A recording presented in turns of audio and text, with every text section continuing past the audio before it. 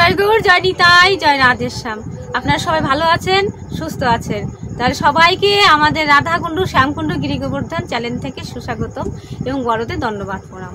এবং আমরা আজকে জানবো যে কলিযুগের মায়েরা পতিতা পাবনী সুরধনী মা গঙ্গা এবং শান্তি প্রদায়িনী সেই গঙ্গা দেবী তার কাছে স্নান করে যে পাপ তাপ জড়াব্যাধি রেখে আসে, তাহলে মা সেই জড়াব্যাধি কোথায় রাখে, পাপ কোথায় রাখে, এই নিয়ে আমাদের ভিডিও আজকে। ও বা আমরা তো স্নান করতে গেছি বৈশাখ মাসে, আমিও গেছি না। হরে কৃষ্ণ। আপনারা কে কে গেছেন কমেন্টে জানাবেন যে আমরাও গঙ্গা স্নানে গেছি, কেননা আমার মতো পাপি তো আর ত্রিভুবনে নেই মা।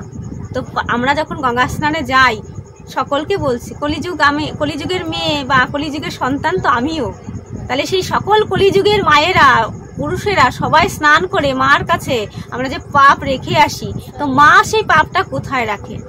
বিশেষ প্রশ্ন আমাদের আজকে সবার কাছে।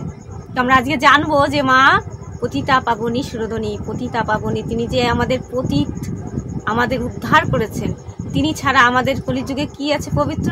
দেখো, পবিত্র বলতে আছে মাতা বৃন্দা দেবী, আছে কে মাতা একাদশী, আছে কে মাতা ধরা দেবী। আমি মায়ের বাবা, আমার বলতে পারো মা গঙ্গা, এত মা আমাদের। আর কে আছে? আমার প্রাণের থেকেও প্রিয় আমার গীতা দেবী। বোঝা যায় সবাই আমার মা, তাই না? তাই মাকে আমরা দণ্ডবাদ প্রণাম জানি যে সুখদা মুখ্যদা গঙ্গা গঙ্গেব পরমাগতি। যে এই যে প্রণাম মন্ত্র এত ভালো লাগে না সত্যি। যাই হোক, বিশেষ কথা কলিযুগের মায়েদের আমাদের সকল ভক্তের যে পাপ আমরা রেখে আসি, তো মা কোথায় সেই পাপটা রাখবে বলো মা? তো একসময় মা ভাবলো যে সত্যি তো আমাকে এত ভক্তগণ আসে, তাদের জড়া ব্যাধি পাপ দিয়ে যায়, তো আমি পাপটা কোথায় রাখবো? তো তিনি তখন কোথায় গেলেন বলো তো? প্রথম গেল ব্রহ্মালোকে, তারপরে গেল শিবলোকে মানে কৈলাস, তারপরে বৈকুণ্ঠে। 3 দেবীর সাথে তার সাক্ষাৎ হচ্ছে। তখন বলছে, হে মা, তোমরা পৃথিবীর সব থেকে শ্রেষ্ঠ পবিত্র সতী, তো আমাকে যে এই যে কলিযুগে পাঠানো হয়েছে, আমি গেছি না, তো সেখানে সবাই আমাকে শুধু পাপ দিচ্ছে, আমি এই পাপগুলো কোথায় রাখবো? এখন ওই সময় কথার মাঝখানে কে এসে গেল? নারায়ণ নারায়ণ নারায়ণ, আমাদের ভগবানের পরম ভক্ত শ্রী মহর্ষি আমাদের নারদ মুনি, যিনি আসলেন এবং বললেন, ও মা, তুমি কেন মর্ত এত সতী থাকতে, এত বড় একজন সতী থাকতে, হ্যাঁ, ত্রিভুবনের যে মর্ত, সেই মর্তবাসী এক পবিত্র নারী, সতী নারী আছে, তার কাছে না যে তুমি এসেছো স্বর্গে এবং কৈলাস, মানে আমার ভগবানের ভক্ত যেভাবে বলতে পারে, আমাদের মহর্ষি নারদ যেভাবে বলতে পারে আর কি। আপনারা তো জানেন তার মতো ভক্ত তো হয় না, কিন্তু তিনি একটু ব্যাকুলতা আকুলতা দেখাতে পছন্দ করেন। তো আমাদের মা স্বয়ং আমাদের কৈলাসপতি, আমাদের সেই বাবা ভোলানাথের স্ত্রী পত্নী আমার মা পার্বতীও রেগে গেলেন, বাহ। এবার কমলা দেবীও রেগে গেলেন, ব্রহ্মার ঘরণী সরস্বতীও রেগে গেলেন, বাহ, আমাদের থেকেও ভালো সতী আছে ত্রিভুবনে, সে কি? তাকে তো দেখতে হয়, যাচাই করতে হয়। মা গঙ্গাকে বলছে, তো মা গঙ্গা শুধু তাকিয়ে আছে যে এবার কে কথা বলছে। কেন? আমাদের মহামুনি অত্রি, তার স্ত্রীর নাম সে সতী অনুসয়া, তার কাছে গেলেই পতিতা পাবনী মা তোমার সব পাপ হয়ে যাবে। মাও তো একজন দেবী, তাই না? গঙ্গা দেবী, তাকে যেতে হবে এক রমণী, একজন ভক্তের কাছে, তাই এত বড়ই সতী। এই কথাটা এখন আমার ত্রিভুবনের যে আমাদের দেবী ব্রহ্মা বিষ্ণু মহেশ্বরের ঘরণী, তারা বলছে এটা কি করে হয় মহর্ষি, এর বিচার চাই আমি। তখন আমাদের ত্রিভুবনে যে গুরু ব্রহ্মা, গুরু বিষ্ণু, গুরুর দেব মহেশ্বর, তারা আসলেন এবং তাদের পত্নী বলছে, পতিদেব এত বড় কথা, তাকে তো আমাদের পরীক্ষা করতেই হবে, তো পরীক্ষার জন্য তোমরা যাবে। তখন এই 3 ব্রহ্মা বিষ্ণু মহেশ্বর গেলেন এবং সেখানে যে সতী কতটা পবিত্র, আমরা এখনো দেখো বিশ্বাস করি না যে আমাদের মধ্যেও পবিত্রতা আছে, আমাদের মধ্যেও সতী আছে। কেননা গীতার 18টা মাহাত্ম্যের মধ্যে যা আছে আমাদের মধ্যে কি তা নেই? কিন্তু আমরা অনুভব করতে পারি না, আমরা সদ্গুরুর আশ্রয় নিতে পারি না। আমরা জানি কোথায় বড় আছে, কোথায় বড় আছে, আরো বড় কি আছে।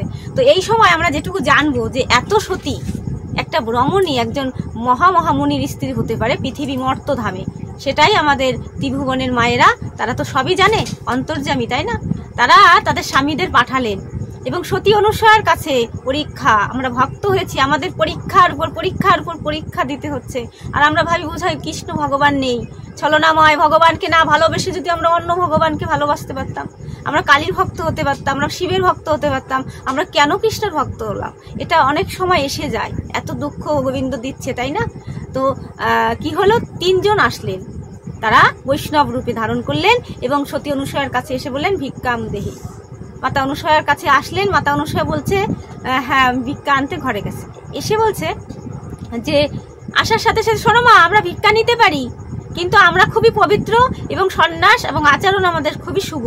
আমরা চাই তোমার কিছু পরীক্ষা দাও, আর পরীক্ষার বিনিময়ে আমাকে ওই তুমি যে ভিক্ষা দেবে সেটা গ্রহণ করব।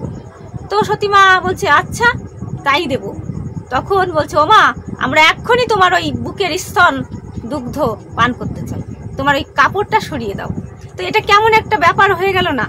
তখন কিন্তু সতী অনুসূয়া তার পতিকে, অত্রিমণিকে প্রণাম জানালেন এবং সঙ্গে সঙ্গে বললেন, পতি, আমি যদি সতী হয়ে থাকি, এই 3 জন যে এসেছেন আমাদের বাড়িতে গৃহ বৈষ্ণব হিসাবে, এরা যেন ছোট বাচ্চা হয়ে যায়, 6 মাসের বাচ্চা হয়ে যাক। সঙ্গে সঙ্গে দেখো এত সতী, ভগবান কিন্তু আর ওই ছোট শিশু রূপ ধারণ থেকে আর আসতে পারছে না, ব্রহ্মা বিষ্ণু মহেশ্বর।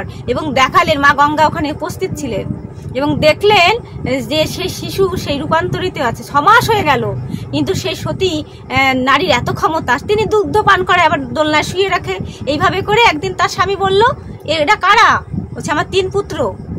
এইভাবে ছিলেন। কিন্তু এক সময় আমাদের মা কমলা দেবী, পার্বতী দেবী এবং সরস্বতী দেবী আসলেন এবং বললেন, মাগো, আপনার এই আশ্রমে 6 মাস আগে আমার স্বামীরা এসেছিল, আমার পতিদেব এসেছিল, তারা কোথায়? বলছে কোথায় মানে ওই যে দোলনায় শুয়ে আছে। তারা বললেন, স্বয়ং ব্রহ্মা বিষ্ণু মহেশ্বরকে শিশু করে দিতে পারে, তাহলে কত বড় সতী। তাই তখন মাতা গঙ্গা দেবী এবং আমাদের 3 সতী, আমাদের মা, তারা সতীর থেকে ঊর্ধ্বে, তারা হচ্ছে জগৎ জননী, বিশ্ব ব্রহ্মাণ্ডের মালিকের ঘরণী যারা, তারা কত বড় হতে পারে। তাই মা, সাধারণ কাউকে ভাববো না, আমার থেকে কেউ বেশি ভাবে, বেশি জানে, এটা যেন আমরা ভাবি না। তাই মাতা গঙ্গা সতী অনুসূয়ার চরণে গেল এবং আমরাও যেন সতী অনুসূয়ার চরণে আশ্রয় করতে পারি এবং আমরা মহাসতীর নাম অনুকরণ করতে পারি। এইভাবে আমরা জানলাম পতিতা মা সুরধনী গঙ্গা দেবীও গিয়েছিল কার কাছে? সতী অনুসূয়ার কাছে। তাই রাধে রাধে। আপনাদের আজকে বললাম যে মা সেও কিন্তু ভাবে যে আমাকে কেউ কৃষ্ণ নাম শ্রবণ করাক, এই যে মাহাত্ম্য আমরা অনেক জানি কিন্তু বুঝি না।